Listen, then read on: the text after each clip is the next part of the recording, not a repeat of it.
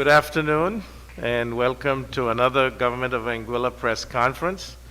I apologize for my tardiness today. I was having a meeting, actually with the Anguilla community group from the UK, which was very informative and good that we continue to have these connections with the diaspora.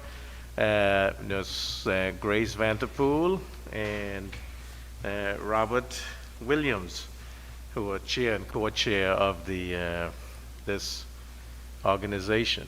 So, again, welcome to ministers, the chief medical officer, the media, Dites, our liaison to the Spanish community, our public relations officer, and our ministerial assistant. So, welcome, and before we go on, I'll ask Minister Hodge to lead us in a word of prayer. Thank you. Thank you, Premier. Dear Lord, we come before you this afternoon, giving you thanks and praise for the opportunity to gather here to discuss the important matters of this nation. We ask that you continue to cover this land with your healing hands, especially those who are suffering at this time, those who have lost loved ones, those who are currently sick. We pray as well for our healthcare workers, our police officers, and all others charged with the responsibility of securing this nation. We bring these prayers before you this afternoon in your blessed name. Amen. Yes, so welcome again, and good afternoon to Anguillians here and abroad. Certainly, we have made it to the end of the first month of 2022. It seems like it just flew by because it was just New Year's Day a few days ago. And so, we want to, wish condolences to those who have lost loved ones, and also wish speedy recovery to those who are sick, those who are hospitalized, those who are shut in. And certainly want to, wish the best for all of us. What like we usually do, I'll turn over to the Chief Medical Officer, Dr. Aisha Andrew, to lead us on the COVID update, vaccine, etc. Thank you. Welcome. Yes, good afternoon, everyone. Pleasant good afternoon. So my remarks will be brief this afternoon, not much to report in terms of where we're going and our trend and our pattern. On the global front, we're still seeing increases in cases, but the last WHO report, another small increase. So we went from a jump of 55% when we jumped to 15 million cases per week to something like a 20% increase when we went to 18 million cases per week, and now a 5% increase, having 21 million new cases per week globally. So less of an increase, but still very, very high number of cases. So that as of January 23rd of this year, globally, we've confirmed over 346 million cases of COVID-19 with more than 5.5 million deaths. WHO is reporting that several regions across the world are seeing smaller increases, although some are noticing bigger increases, but for the most part, we're starting to see those smaller increases that I mentioned earlier. And some regions and countries are actually starting to see a decrease in the number of deaths. Among those, with the US, although having the highest number of cases globally, it's actually at a 24% decrease in new cases over the previous week, and a 17% decrease in the number of deaths. You would notice from the news that they are starting to speak about coming through the Omicron surge and whatnot. So that's the picture. With respect to this newest variant of concern, Omicron, nothing new there. It continues to dominate. I think last week when we last spoke, it was about 72% of the samples that went for sequencing globally were Omicron. Now we're up to 89.1%, so almost 90%, followed by Delta at 10.7%, and then less than 0.1% for the other variants of concern. So again, that Omicron aggression and dominance, right? Consistently, the data is showing that appears to be a lower risk of severe disease. However, it's highly transmissible. So we're seeing reduced risk of hospitalization and severe disease, but an increased risk in reinfection. So the data is consistent in terms of the picture over the last few weeks. Most recently, the WHO is saying that the routinely used PCR and antigen should be okay at picking up this variant, so that is very good news. So, and of course the caveat saying that, well, it's maybe less severe, however, there's significant increase in transmissibility. You still have that risk of so many people getting sick. You can still have the overwhelming of your healthcare systems and even your businesses and whatnot. So the picture is still the same. The drive for vaccination globally is still the same. To reiterate, we're hoping that this variant is speaking somewhat to an end game, but of course we don't know. Only time will tell, literally. And of course, with the unequal vaccination across the world, there's always that risk that something else is on the horizon that may be more virulent, more severe than Omicron. Hence the drive for increased vaccination, I would say, amongst all the public health measures, really looking at that as the determining factor of how soon we get out of this pandemic. And as we speak towards endemicity, having just cases running at a low level year to year, kind of like the flu, all of this dependent on the vaccination foremost at this point in time, and the other public health measures. So in our own Anguilla, as of this morning, January 31st, 6 o'clock, you could say, we have confirmed a total of 2,361 cases of COVID-19. 2,308 persons have recovered. Unfortunately, last Wednesday we had our 8th death, the youngest person thus far, 51-year-old unvaccinated male. So we're at 5 males, 3 males, ranging in age from 51 to 91, so and so forth. So the story continues with that. Unfortunately, condolences to that family. At this present time, we have 45 active cases, and at this current time, we have 3 persons admitted to the isolation unit for COVID symptoms or COVID treatment, 3 males, all adult males, 1 vaccinated, and 2 unvaccinated. Any questions so far?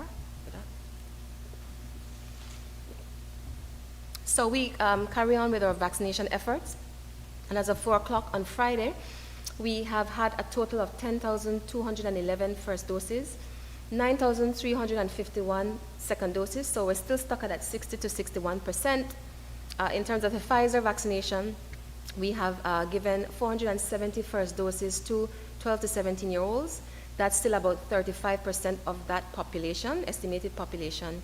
Boosters, we've given 2,050, and that's really just shy of 20% of the population that's eligible for boosters, which is 16 plus at this time, based on the latest guidance from the UK, and then other groups with any underlying issues. So with regards to vaccination this week, we can report that all 12 to 17-year-olds are now eligible to receive their second dose at a 12-week interval from the first dose. The vaccination distribution for those who receive the first dose during the week of November 8th is starting now on Wednesday at Welch's Polyclinic, and that's a special day we've set aside for students in particular. Students from Form 4 to 6 are encouraged to walk in on the morning session, and students from Forms 1 to 3 are encouraged to come in the afternoon. So the vaccination distribution will be at Welch's on Wednesday and Thursday from 9 a.m. to 12 p.m. in the morning, and 1:30 p.m. to 3:45 p.m. In the afternoon on both days, Wednesday and Thursday of this week. Western Polyclinic, it will be on Friday from 1:30 to 3:45 p.m. in the afternoon. Good news is that with our vaccination management system that's online, that's connected to your QR code on your card, it has been updated. Most of the booster information is there, and we're just finishing up that as well. So the booster information can be now seen and is on display for the majority of persons. As we said before, we're still awaiting details on the procurement of the pediatric doses for the 5 to 11 age category, starting based on the current guidance with those at risk, which we estimated to be about 168 based on our school health data. We have plans to release a survey, a CAP survey, to kind of gauge interest and to tailor our information campaign for this age group, to see the appetite, any concerns, and so on for that age group. And now with regards to the entry portal, good news is that this week, over the course of this week, we will be transitioning to a one-step approval process so that the approvals will be coming very much faster. As you won't have I think there's a visa approval, and then there's a first step approval, and then a final CMO approval.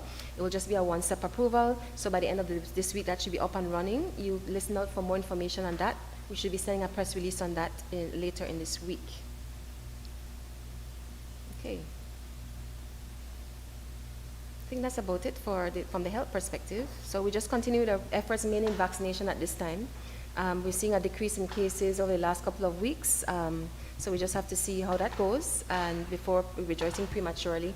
And of course, we just need as many persons that can be vaccinated to be vaccinated because that is the way forward for the foreseeable future. Just want to say congrats on the one-step approval because if you go online, you see the frustration that a lot of the guests coming to the island does vent on some of these group chats. So congrats on that.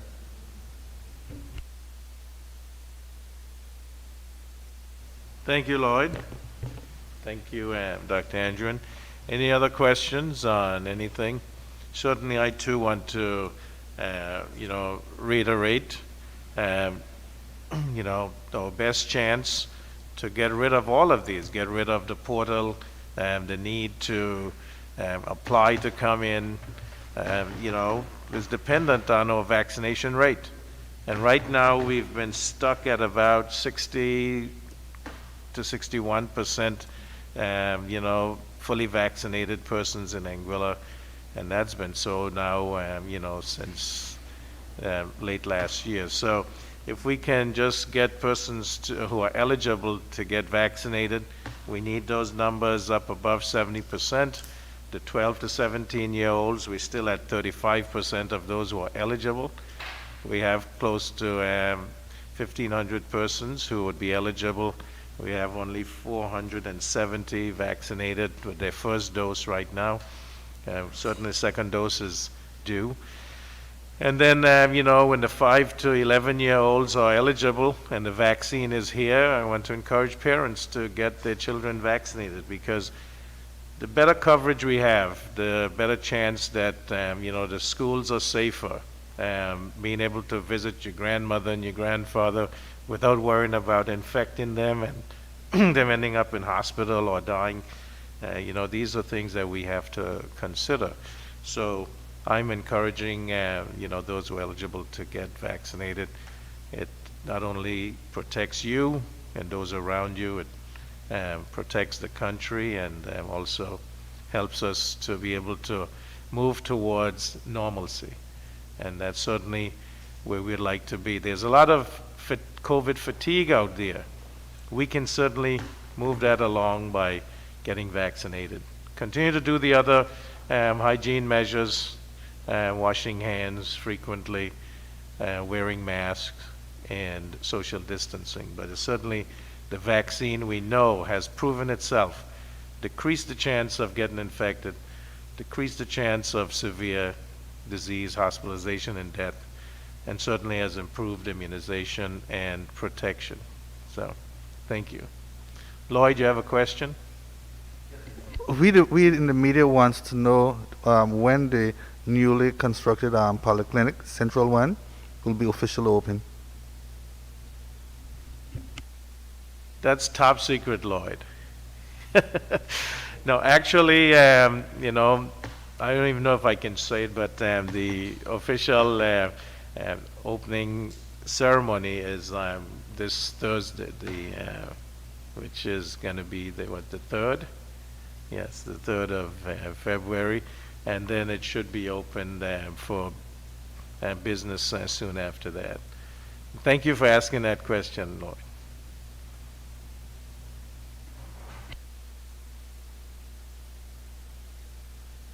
Question on the live regarding persons going for more than one night and if testing on the day of arrival is allowed, because the answer is yes. With the PCR, actually particularly the rapid antigen, it has been within 48 hours of intended travel, so that is feasible. Right now the current protocol with the day trip is only allowing for an overnight, so anything beyond an overnight will still need application through the portal. But with the now accepting the antigen test, it's easy to get tests on the day of the travel, within 48 hours of the travel. I think we're transitioning the PCR now to within 3 days of travel as well, so that should not be an issue anymore. Thank you. If there are no other questions for Dr. Andrew, we'll allow her to leave and we'll continue. Thank you again for your service, Dr. Andrew. I'd like to go to the Minister for Infrastructure, Communications, Utilities, Housing, and Tourism to give us an update. Thank you very much, Mr. Premier. Just a quick update. I don't have much to report, but as you see, the Carteret Boulevard is progressing well. There's a major pouring that is occurring today between the junction at Social Security over to the junction at NCBA, the new NCBA, the former Caribbean Commercial Bank. That should be completed this afternoon. And then tomorrow there will be another major pouring around the roundabout, the Parliamentary Drive roundabout. Following that, there will be another major pouring on Thursday, and then the curbs will be installed between the former Galaxy Parliamentary Drive junction over to the existing roundabout at Wall Lake, Clayton, J. Lloyd area. While that is being done, the groundwork and the removal of the old road between the Pro Cathedral, the Anglican Church, and the roundabout at the Webster's Park will be taken out for progress towards that area. I know on some of the radio programs, on a station I dare not name, they have been stating that the road will end at the Anglican Church. That is not true. The road is indeed from roundabout at the Wall Lake area to the roundabout at the Webster's Park, with roundabouts in between as we roundabout to change Anguilla. Well, we'll be installing 3 roundabouts, so through that stretch there will be 5 roundabouts. And I must say, if you were given the opportunity to look at the quality of the roundabout there at Parliamentary Drive, it's I mean, if I've ever seen a beautiful roundabout, that is one. And it will really assist greatly in the movement of traffic and the smooth flow of traffic. And I'm very pleased to see the type of quality of work that our engineers, the guys in the Ministry of Infrastructure, Mr. Cleveland Richards,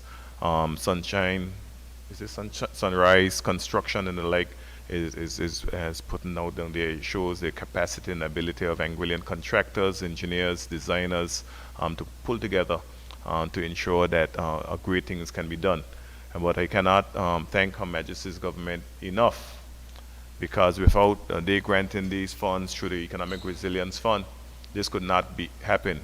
And it was interesting having discussions along that road with gentlemen who were there to see the first Valley Main Road installed more than 50 years ago, speak to the fact that over 40 years they have been hearing of the redevelopment of this road, and now it is indeed being done. And no small thank you can go to the Premier, because without the Premier and his leadership, this could not be done. I know a lot of people like to praise one minister the next, but nothing is done in silo when it comes to the operations of government. Everything is done on the principle of collective responsibility, and everyone moving in the same direction. So I just want to place that on record. As it relates to the People's Market, as you can see, we are doing some rehabilitation work over at the People's Market. Work commenced some time ago. Firstly, when we went to a Parliament to approve a supplementary to provide for funding for that, and then partnering with the St. Lucian Anguillian community to install the roof, and now the remedial work on the inside of the People's Market is being done. So it is the idea that the government of Anguilla, this administration, want to redevelop the city center because there's no such thing as reinvention of the wheel. And there was a great leader in Singapore following independence of Singapore, where Singapore was one of the poorest countries in the Asian belt, in the Tiger Belt. And they took on to rehabilitate and redevelop the city center. And that changed the trajectory of Singapore, along with other things, but that changed the trajectory of Singapore. And so even lots of people have been talking about the Singaporean model based on their resources, their limited resources, which really comprise of the land itself and the people. And we have a similar resource impediment, advantage, depends on how you look at it. And so we are looking to develop the city center and go outside from that. So there's a lot of plans that we have for that in those plans do not ignore what we commonly call the strip. And to that end, we'll be continuing to meet and to see how we can redevelop and rehabilitate the strip to ensure that it is reflective of what Anguilla boasts about, which is high-end, upmarket destination, not only for the visitors, but also for us. And I'm sure many of us would like to see a strip that reflects who we are as a people. So that is something that is ongoing and something that we continue to meet and discuss and to figure out how is it we can move forward with the rehabilitation of that particular area for the benefit of everybody, whether it be visitors or locals alike. The Blowing Point Ferry Terminal is moving along nicely. It's moving along really nicely. It's slightly behind, maybe a week or two, but the contractor is no fault of the contractor. You know, there's always issues with supply chain, especially knowing what has happened in terms of the movement of goods throughout the world recently. But it's moving along nicely, and we believe that it'll still be on time. We hope to have that Blowing Point Ferry Terminal open for the upcoming tourism season in 2022. 2022-2023 tourism season. So we are hopefully optimistic that we'll get to that point.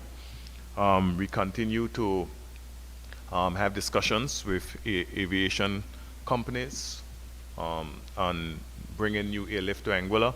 As I said in the previous press conference last week, we'll have representation at Roots in Dallas, Texas next month. Kendall Richardson will be flying off to Roots.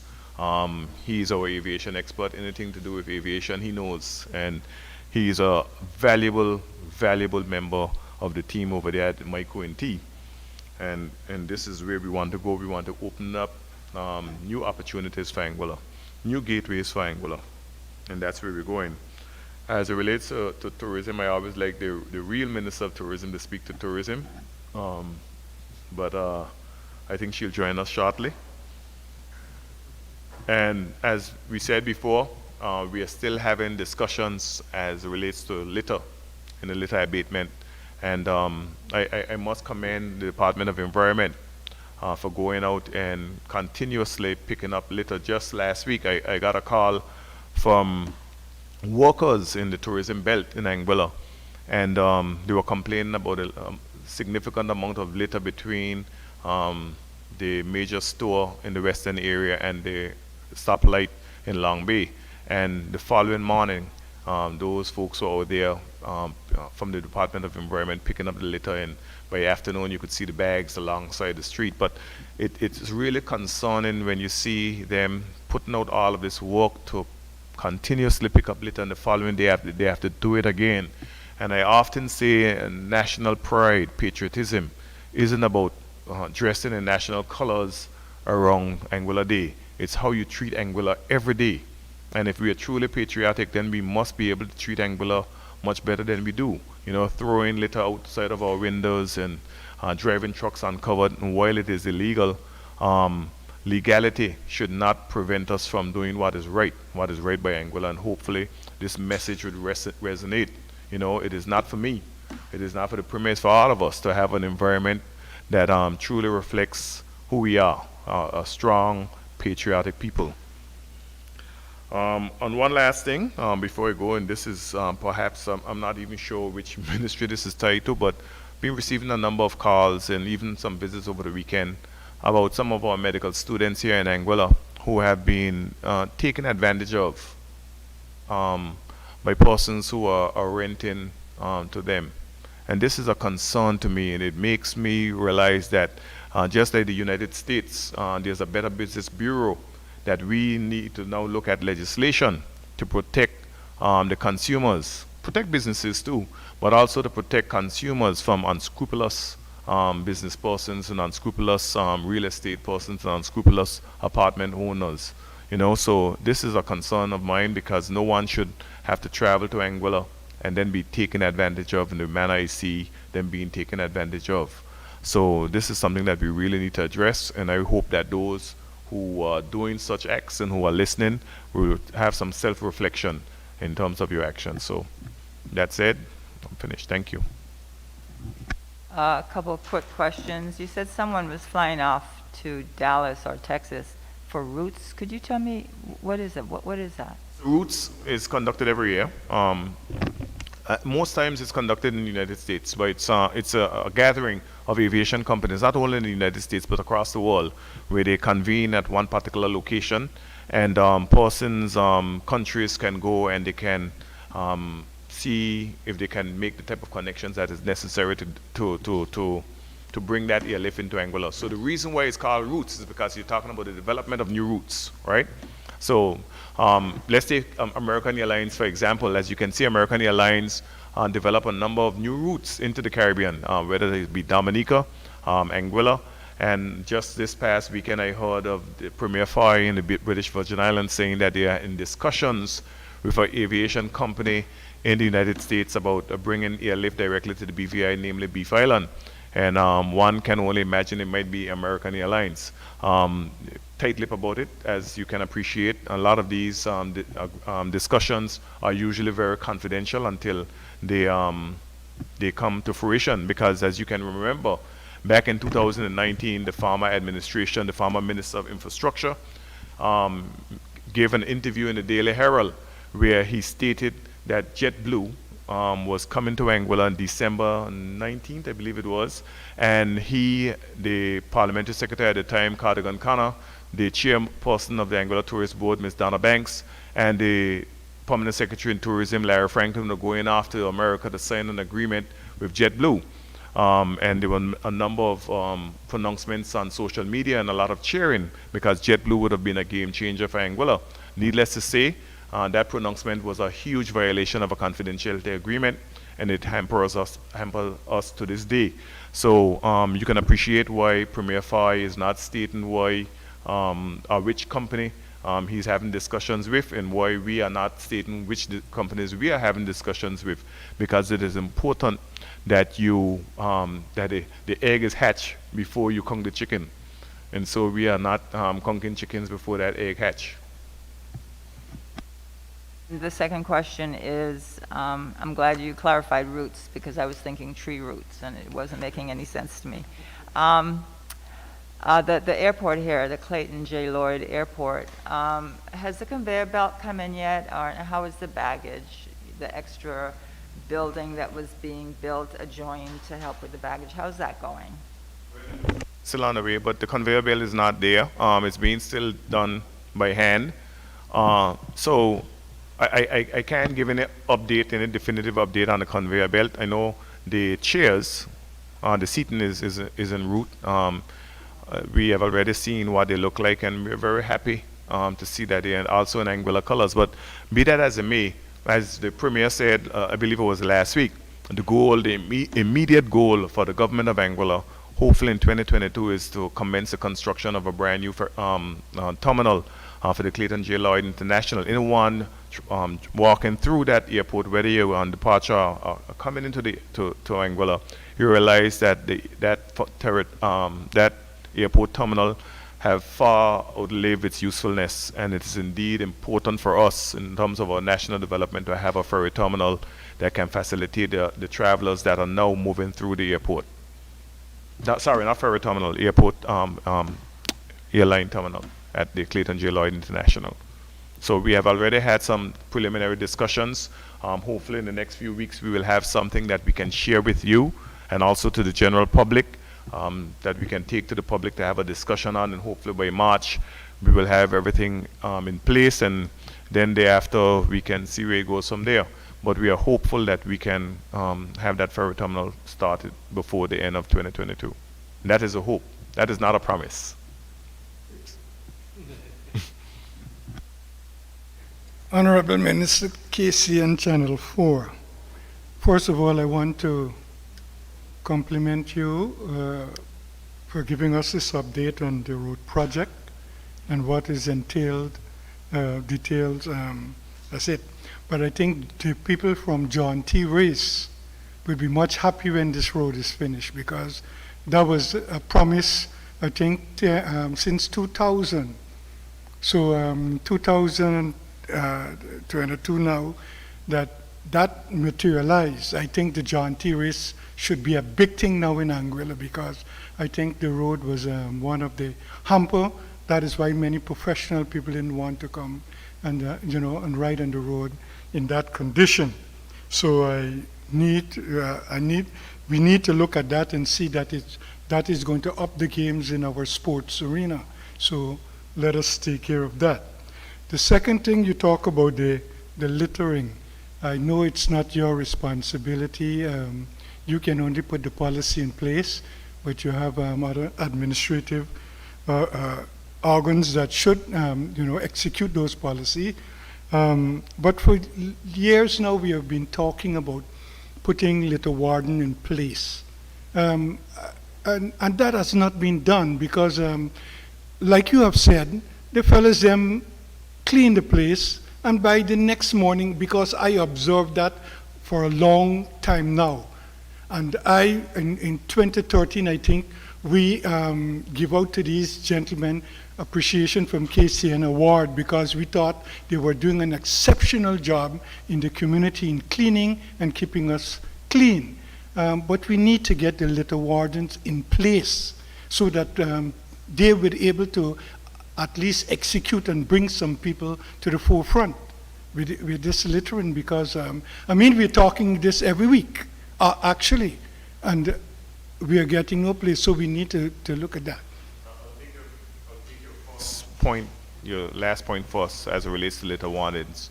Under the present regulations, all police officers are deemed to be litter wardens. And Okay. we've had a meeting some 3 weeks ago with the police, the Royal Anguilla Police Force, to discuss how we can police the littering in Anguilla. So yes, you can assign persons as litter wardens, but every uniform officer in the Royal Anguilla Police Force is also deemed a litter warden. But it comes more than just having legislation in place. It comes with enforcement of legislation, and that is something that is found wanting in Anguilla, the enforcement of such legislation. For example, we passed legislation to deal with the animal control in Anguilla. Right. I don't want to call it the Animal Control Act because that is not the name, but animal control. But every day we drive on the Jeremiah Gums Highway, there are flocks of animals, hindering and causing issues on that road, vehicle accidents, accidents with the animals themselves and what have you. So it's about enforcement. So it isn't only putting legislation in place. Anguilla has no shortage of legislation. I hear often people saying, oh, but why doesn't the government of Anguilla put in a law for this? Why the government of Anguilla don't put in a law for that? But then when you go and do the checks, the legislation is there. So the enforcement of the legislation is of paramount importance as well. And also on your first point about John T. So one of the workers on the road, Cloutier Richardson, I'm sure he doesn't mind me calling his name, he made that very same suggestion one day when we went over there. He said, Hassan Hennis is the first and only winner of the John T. race, and he has won it 2 years, and since then we have not had a John T. race done due to COVID-19. But it'll be good to have him open the road when the road is ready, because this is the road in which he won a race. But it's more than just the John T. Memorial Race. There was a value for money study that was conducted in 2012, and it said that if the Carteret Boulevard is not developed, it will have a negative impact on our economic growth and development. And so we are some 10 years behind time as it relates to that, but we are almost 50 years behind the promise to develop the Carteret Boulevard. So often we hear politicians trying to lay claim for certain developments in Anguilla because they spoke about it. We speak about having direct airlift in Anguilla, so we are responsible. We speak about the airport being resurfaced, so we're responsible. Oh, we spoke about the bypass, so now it's being done. Oh, we are responsible for that. We speak about it, we speak about it, we speak about it. But it's all fine and well when you speak about it. But actions trumps words. And by your actions, you are judged, not by your words. So we've heard this discussion going on for decades in particular, between the period 2015 to 2019. But actions now is what is important. So you can talk the talk, but until you walk the walk, you're just talking the talk. Final question to you, sir, is about the old hospital building. When are we going to demolish that eyesore? I would call it an eyesore going down to Crocus Bay there. That's a very important question. It's not the only eyesore that government is overseeing right now, and that is something that we're looking at in the ministry. We're also looking at the demolition of the house and the removal of the container immediate left before you exit the Jeremiah Gums Highway onto the George Hill Highway. So in an immediate left, there's a derelict house there with a container in the yard that was thrown there during Hurricane Irma. And as you can see, a lot of damage that was done during Hurricane Irma, whether it's the merchants market roof or otherwise, we are now addressing because even though a number of areas were addressed through the Anguilla program funds through the British government, there's a number of other areas that could have been addressed over the past 4 years. You know, between Hurricane Irma on September the 6th of 2017 to June 29th of 2020, a lot of these things could have been addressed, and now they're being addressed in a significant way. And so I'm very proud to be part of an administration that is progressive, and it is indeed indicative of why change couldn't wait. Mr. Hughes, you spoke about the Valley Main Road. You said it goes up to the roundabout at the Webster Park. Are there any plans perhaps to extend the program anytime in the future on the Ward Lake Road? This is what it's called, the road that leads to the airport. Are there any plans? There are always plans, you know, but the greatest of plans can find wanting if there's no funding. So yes, there's a overall plan to redevelop the entire road network in Anguilla, in particular the 78 dot roads that a significant population reside on in Anguilla.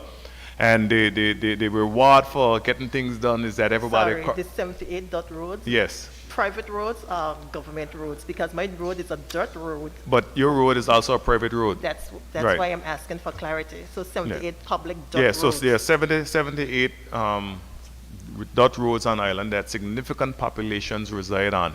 And there is a plan to address them, but that cannot be done in a year and a half, or even in a 5-year period, especially when you have a small tax base. Even with the broadening of the tax base in July of 2022, it will not bring in enough funding to be able to pave all 77 of these roads by June of 2025. That's the election date, right? June of 2025.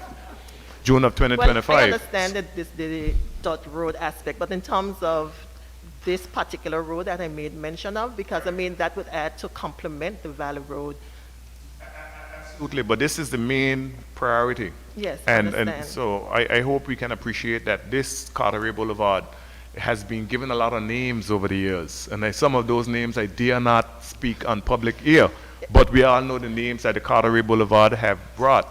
Also, the Carteret Boulevard is being developed, yes, for us, but I can tell you it have a significant aspect in terms of economic survival, tourism. The Parliamentary Secretary and I were in Miami for the inaugural flight, and we had discussions with our sales and marketing public relations director there. And one of the things that he mentioned is that for many years, the Carteret Boulevard have been a hindrance in terms of the movement of persons from the tourism belt throughout the island, traversing the island, and it was a significant sore to our overall development. So he was very proud to see that it's happening. It's being used even as a marketing tool for tourism. So it's not only tourism, because we're not doing it for the tourists per se, we're doing it for us, but the tourists can enjoy it and know that they can traverse the city center without having a back injury of dislocating a hip.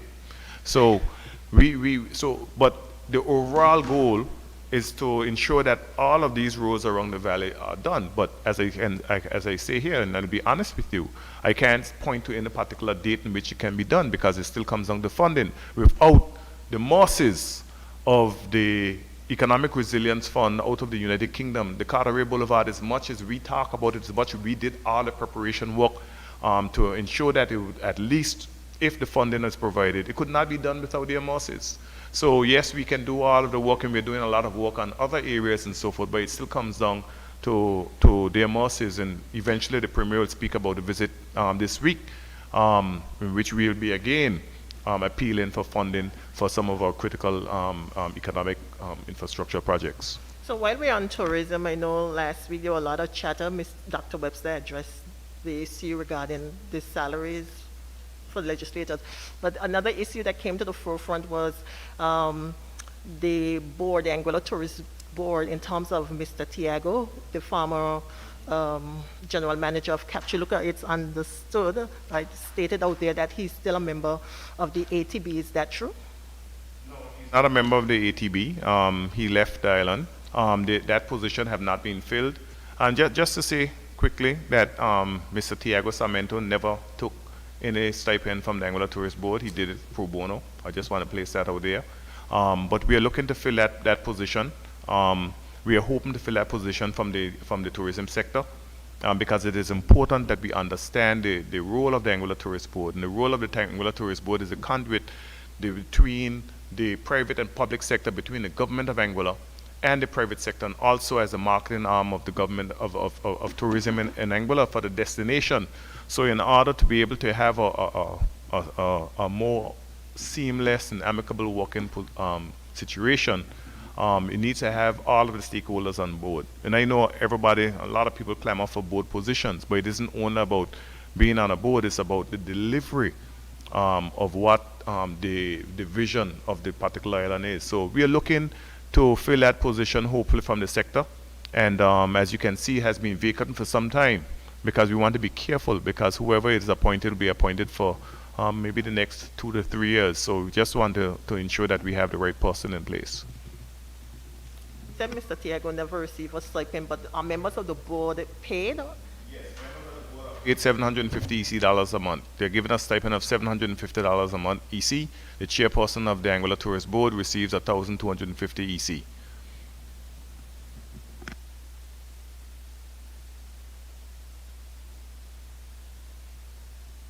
To chime in here about roads, I'd just like to commend you for these roads that are opening up as alternative routes for the Carteret Boulevard. I mean, now I can drive down by the tourist board, and it's actually paved with some of that runway stuff that y'all recycled, and it's good. It's good for the island to have secondary roads.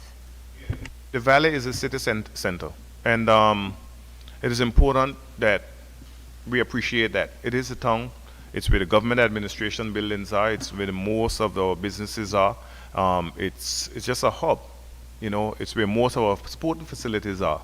And so one of the intended consequences of the development of the Carteret Boulevard is that we use that as an opportunity to create even more access points into the Carteret Boulevard, into the Valley Center.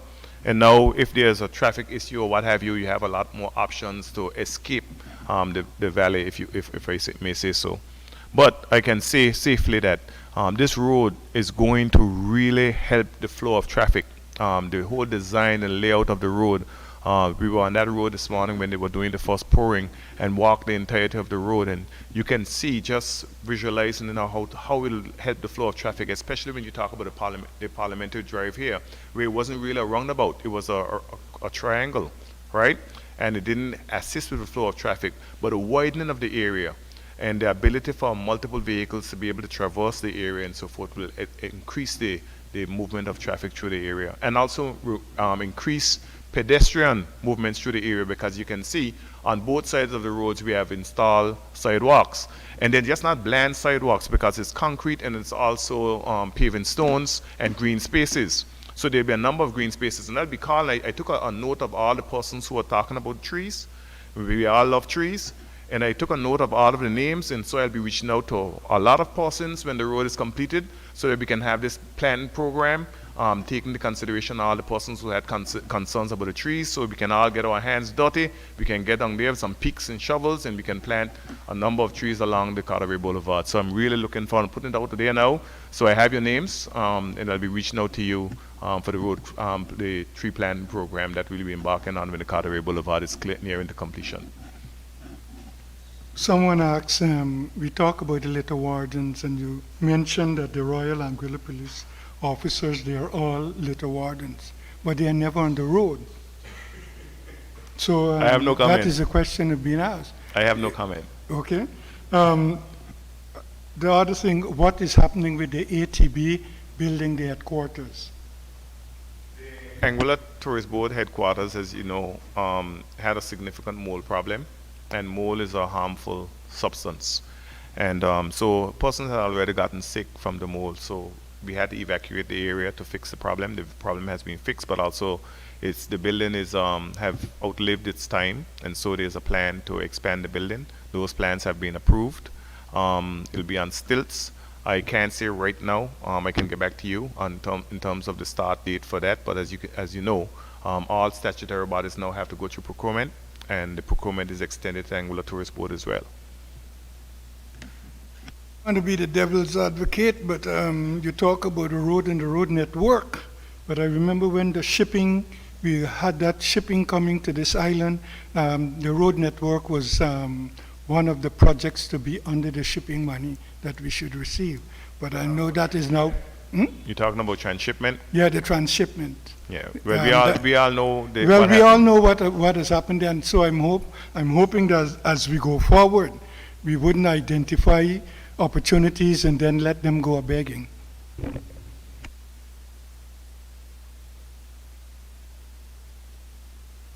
Sorry, the more we talk about roads in the valley, the more questions come to mind. So my question is, for the Valley Town Center master plan that's being developed, suggestion, please make sure you include parking spaces, parking garage, because parking in the valley, sometimes it's very difficult to find a parking spot. That is true, I know land is premium, but land is premium. But also there's other plans. If the Minister for Economic Development was here, he would be able to talk about the plans for Botanical Garden. Hopefully we'll be able to start that sometime in the second quarter, between the latter part of the first quarter and the second quarter of this year. I think that'll bode well for the area as well. Different fruit and ornamental trees in a particular area we have already identified, so that'll also bode well for the entire area. So there's a lot of plans to redevelop the entire area, and those plans are starting to bear fruit in terms of tangible works. Andre Collins had plans for the development of the Ronald Webster Park. Is anything happening with that now he has left? Is it still going ahead, or waiting for funding, or what's the position? Yeah, I remember those plans some 3-4 years ago. As we said, we have a new director of sports in place now, Mr. Delano Mussington. He's out on semi-honeymoon. Congratulations to him on his recent marriage. He's had a tremendous year thus far. New role, a new wife, a new house. Things are looking up and up, Delano. But be that as it may, the Minister of Sports is working with the new Director of Sports, not only to redevelop the park, but to have some new assets, and that you'll hear more about as we move forward. Some assets that are long overdue that Lloyd, as the manager of Elite Running Club, would have been happy to have. I'll say that and leave it as there. Thank you very much. Minister, that was very thorough, and I was going to say for the road, when Hassani gets on the new Valley Road, we'll put an asterisk next to his time, because his time will improve based on having a smooth road to ride on. So, Minister for Home Affairs, Kenneth Hodge, please update us. Thank you, Premier. I just wanted to start off by extending condolences on behalf of the ministry to our Labor Commissioner. She would have lost her mother over the weekend, so we certainly wish her and her family the best as they go through this difficult time. Last time I was here, I did encourage workers to visit the Labor Department when they are having difficulties, and I'm very happy this morning I was awoken by phone calls by a number of workers at one of the properties who were having an issue, and they found themselves at the Labor Department this morning. And I commend them for that, because a lot of the times the workers take to social media and the radio programs to vent when they and not follow the correct procedures. So that matter has been dealt with as we speak. So I'm happy that some workers have utilized the correct channels for that purpose. I really don't have a lot to say this week. I mean, I will take your questions,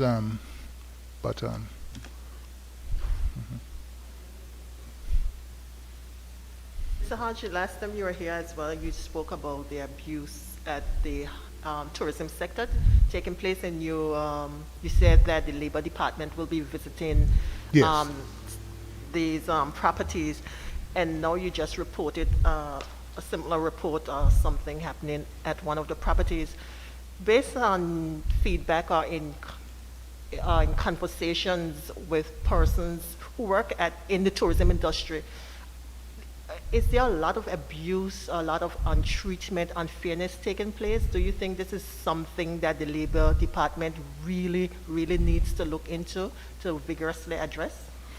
Right. So normally, in the normal course of events, the Department of Labor and the Ministry will undertake site visits on a periodic basis. Since the start of the COVID pandemic, we've had shutdowns, a lot of workers have been let off. So things are fairly getting back, I would say, as near normal as possible in the sector. And so a lot of these visits were not possible. And we are getting a lot of reports, yes, of abuse, of victimization, of discrimination. We are getting those reports. And that is primarily the reason why we are planning these visits. We are laying the foundation for that at this time.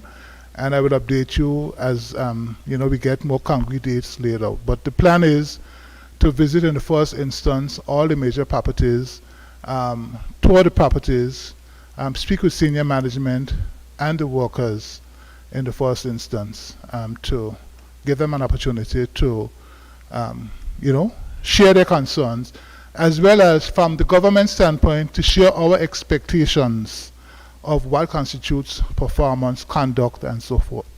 So yes, we are laying the planning groundwork for this at this point in time. The major ones, there are about 5 or 6 properties, I think, in the first instance, and we're also going to extend this out to some of the larger businesses as well, because labor doesn't really not only concentrate on the tourism sector, it concentrates on all business. So we have a number of large corporations and businesses as well, where we are getting complaints from as well. So we're going to broaden it, but in the first instance, we are dealing with the tourism sector.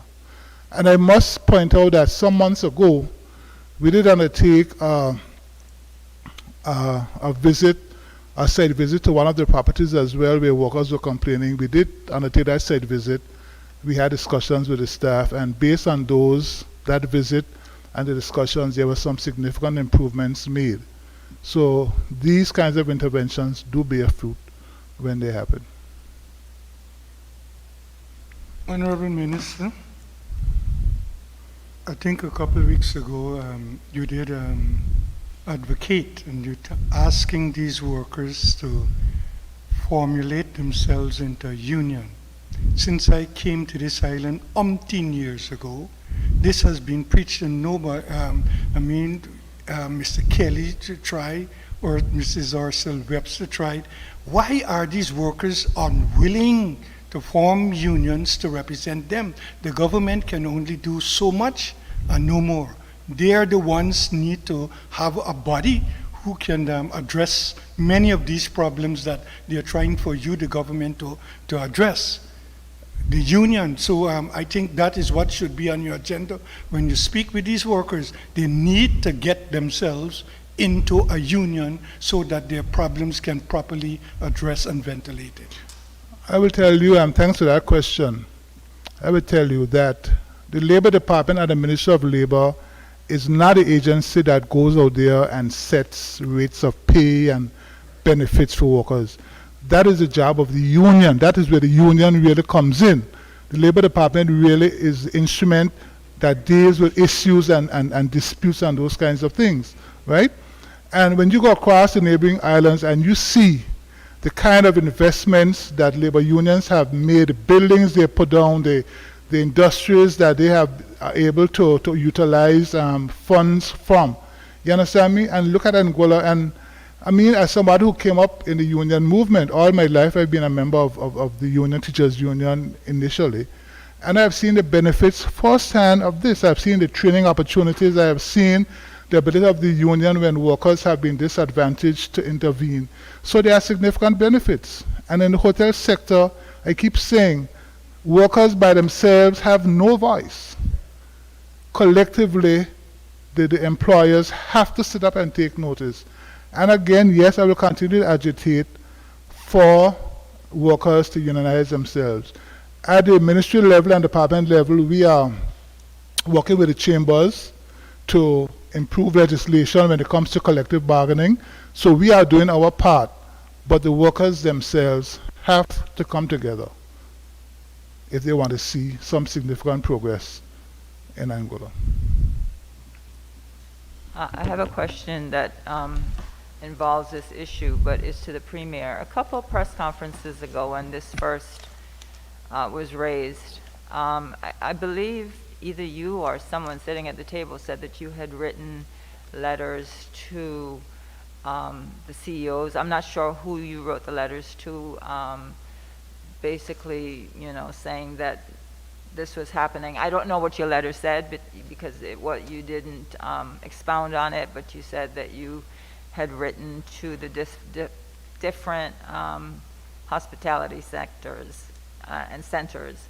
Did you get a response from them, or am I dreaming that this was said? I think you're dreaming. No, I heard this. No, the minister did mention my letter to the,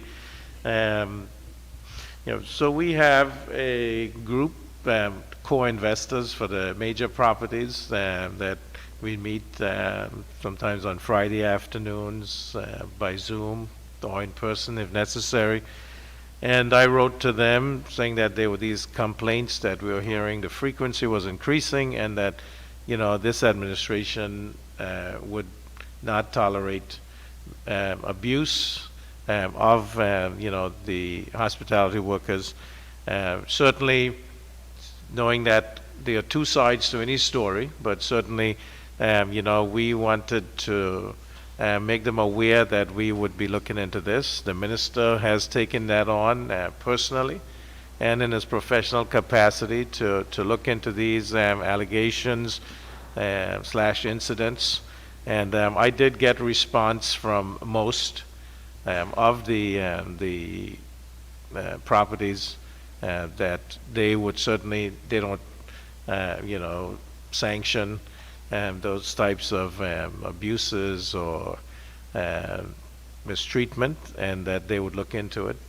And at this point in time, I don't have any formal, resolutions that I've seen or heard, but certainly they have given me their word that they do not, they would not tolerate any types of abuse, mistreatment of the Anguillan workers. And I certainly would hope that they live up to that, because we have a zero tolerance for that type of behavior.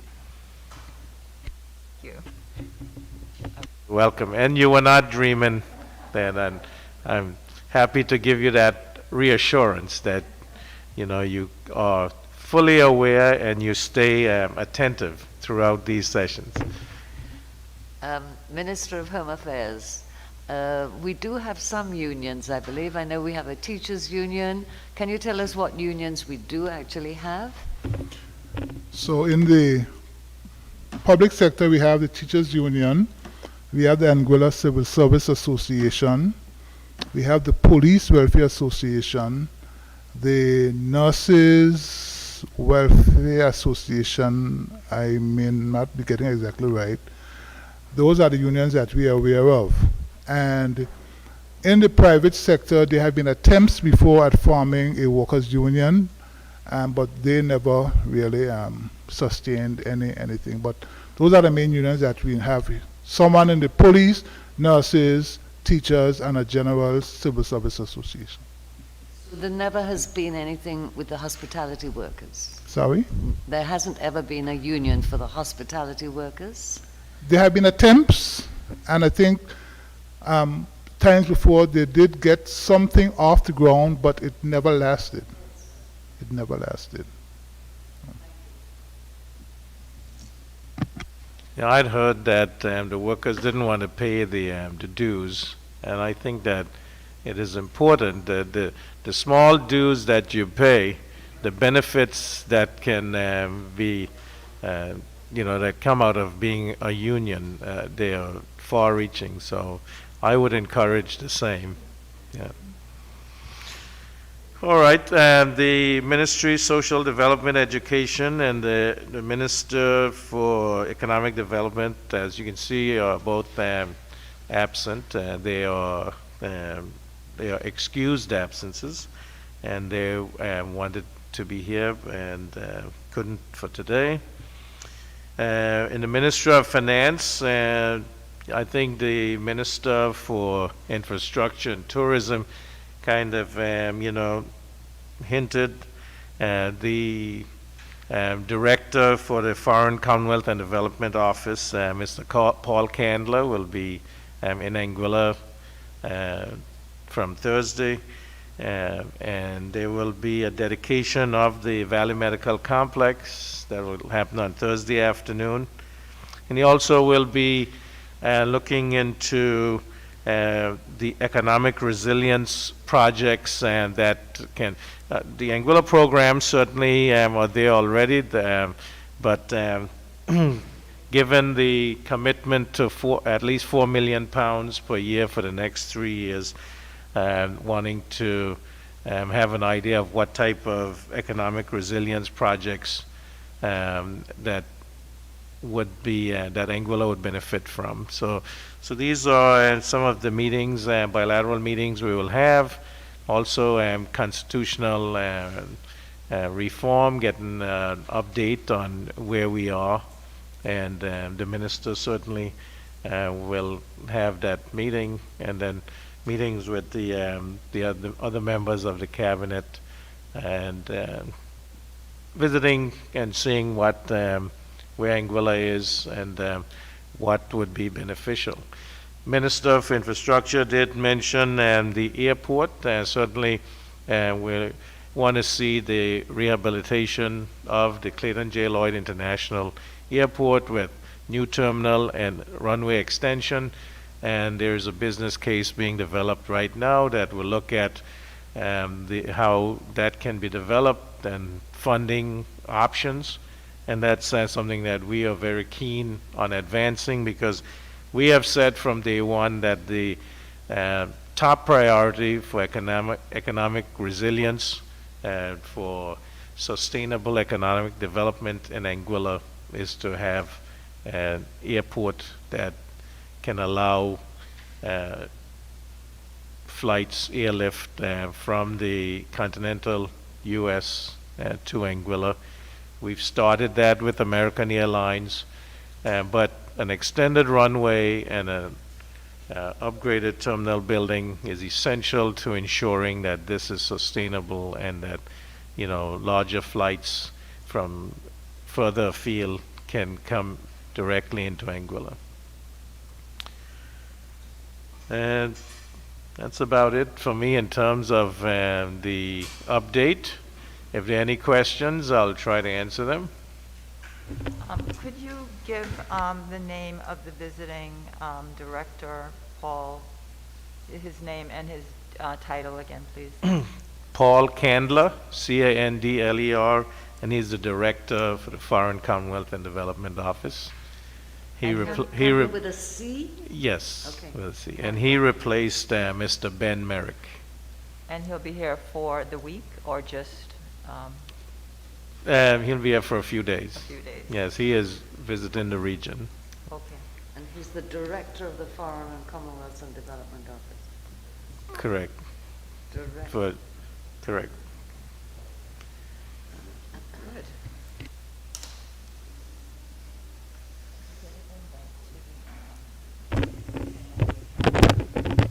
I have a question not related. It's over a year ago that the police department, the traffic in particular, made mention that they would have the literature translated in Spanish to assist our fellow cousins, relatives from the Dominican Republic with learning the rules, the do's and the don'ts of the rule book. And I would like for the Commissioner of Police to be here in order to give us an update in terms of how far have they been with the translation of the rule book.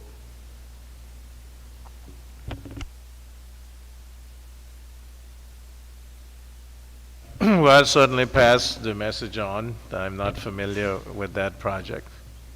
But certainly, I think it's a good one. We do have a Spanish-speaking community, and maybe the liaison who was here earlier, you can raise that also so that it gets to the necessary ears. Thank you. Any other questions? If not, I want to thank you for your attendance today, for the questions you ask, the interest of the people of Anguilla here and abroad.